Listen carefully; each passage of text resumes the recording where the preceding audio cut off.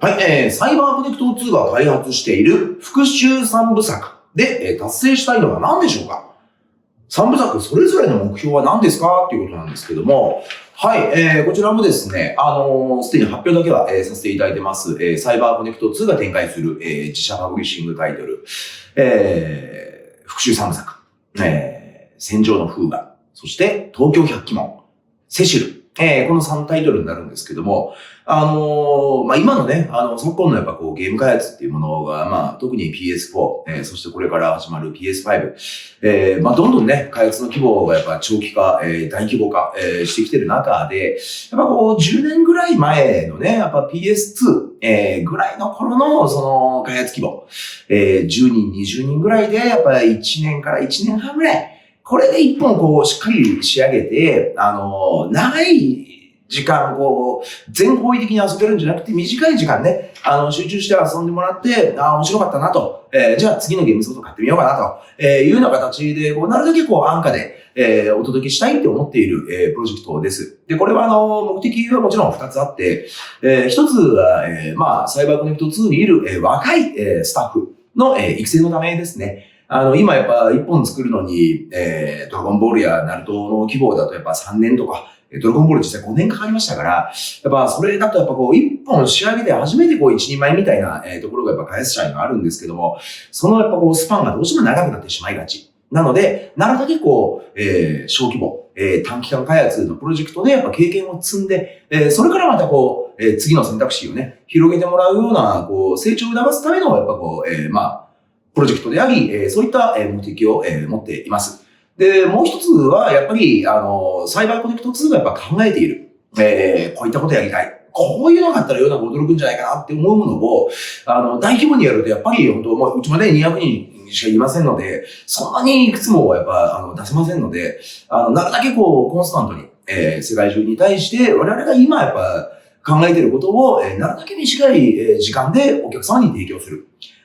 それをコンスタントにやっぱこう出していきたいっていう、狙いが、あります。なので、戦場の風雅に関しては、やっぱり、サイバーコネクト2が、設立からね、ずっと、大事にしている世界である、リトルティールブロンクスという、耳の生えたね、このマズルがある、犬人猫人の世界観、世界観の中で、やっぱ冒険をするっていう、テイルコンチェルト、空とロボ、そこに連なる、最新作として、手掛けています。ちょっと特別なね、戦車に乗った子供たちが、旅をする、RPG、なんですけども、これももう少しすると、いいニュースが、皆さんにお届けできるかと思いますので、ぜひまた、新しい情報の方ね、お待ちいただければなと思います。で、百鬼門やセシルに関しても、今、プロジェクトとして、社内で、人をアサインした状態でっていうことではなく、動かせるところから動かしてるっていう感じですね。企画者や、一部の、プログラマーやアーティストが、少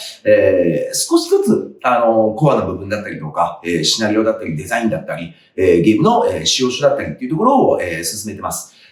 ものによっては、実はもうメインビジュアルが出来上がってたりとか、進められるところから進めてますので、これも順番に、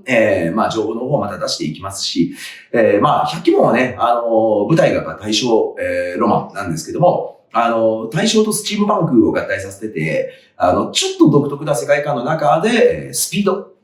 速度が上がれば上がるほど威力が増すっていう、